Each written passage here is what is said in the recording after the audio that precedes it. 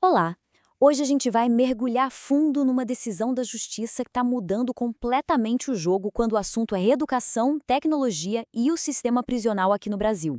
É um tema cheio de detalhes, então vamos direto ao que interessa. A pergunta que norteia toda essa nossa análise é bem direta, né? Será que um curso feito pela internet pode, de fato, diminuir o tempo que alguém passa na prisão? Parece simples, mas por trás dessa pergunta tem um debate jurídico, olha, dos grandes.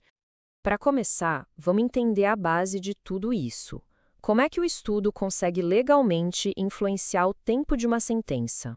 No centro dessa discussão toda está a tal da remissão de pena. Esse é um mecanismo previsto em lei, super importante, que foi criado para incentivar a reabilitação. A ideia é a seguinte: se a pessoa presa se dedicar ao trabalho ou aos estudos, ela consegue literalmente remir, ou seja, descontar um pedaço da pena dela.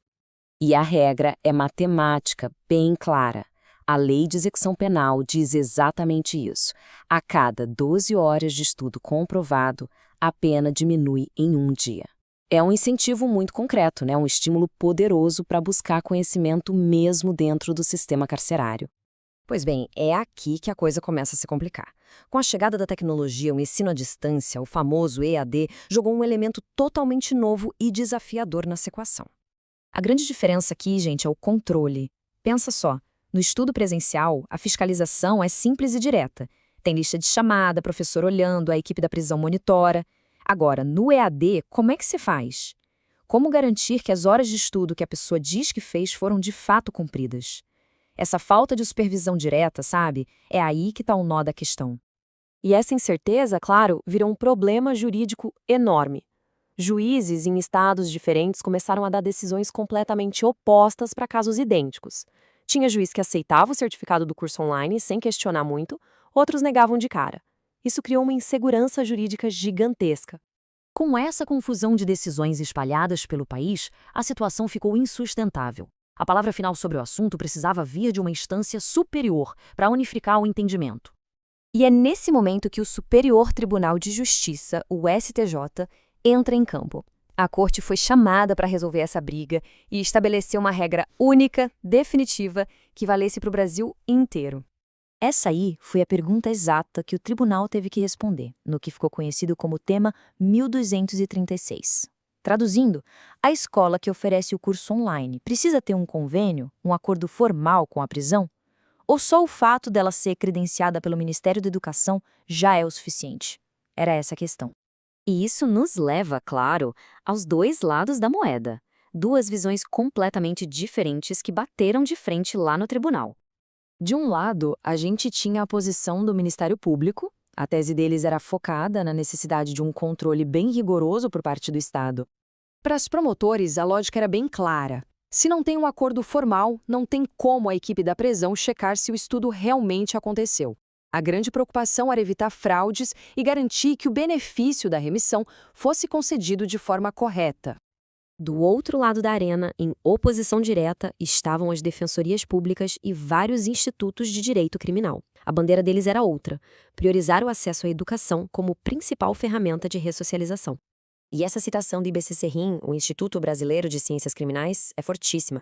Eles basicamente disseram que exigir esse convênio é uma invenção da burocracia, uma barreira artificial que acaba dificultando justamente o tipo de ensino mais viável para a maioria dos presídios, que a gente sabe que muitas vezes tem uma infraestrutura super precária. E os defensores foram além. Eles trouxeram outros pontos bem fortes para a mesa. Primeiro, a obrigação de fiscalizar é do Estado. Se o Estado não consegue fazer isso, o problema é dele. Não se pode punir a pessoa presa por isso. E mais, limitar o EAD seria ir contra o próprio espírito da lei, que é o de reintegrar a pessoa na sociedade. Bom, com um argumento tão forte dos dois lados, a gente fica pensando como é que o tribunal resolveu esse impasse, né? Vamos então para a decisão final.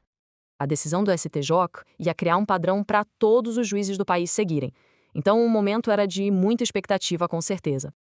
E aqui está a resposta. O tribunal bateu o martelo e decidiu o seguinte: não basta a instituição de ensino ser credenciada pelo MEC. Para valer a remissão, o curso online precisa estar formalmente integrado ao projeto político-pedagógico da prisão. Tá, mas o que raios é esse tal de PPP? Pensa nele como se fosse o plano mestre de educação daquela prisão. Quando um curso é integrado ao PPP, significa que a direção da unidade não só sabe que aquele curso existe, mas também se compromete a planejar e a supervisionar a participação dos detentos. Ou seja, na prática, o STJ criou uma ponte obrigatória entre a oferta do curso e a fiscalização do Estado. E o mais importante de tudo, essa decisão não é uma sugestão, não é uma recomendação. Ela é o que a gente chama de precedente vinculante. O que isso quer dizer? Que aquela bagunça jurídica acabou. A partir de agora, todo e qualquer juiz no Brasil é obrigado a seguir essa regra. Isso garante um tratamento igual para todo mundo, em todo o país. E a gente encerra com uma reflexão que fica no ar. A decisão do STJ, sem dúvida, resolveu o problema da fiscalização, colocou ordem na casa. Mas, ao exigir que cada curso passe por esse filtro burocrático de cada presídio, que muitas vezes mal tem recursos, será que não se acabou criando uma nova barreira? Essa busca pelo controle pode, de forma irônica, acabar dificultando o acesso à educação, que é justamente a principal ferramenta para um futuro longe do crime? É uma questão para se pensar.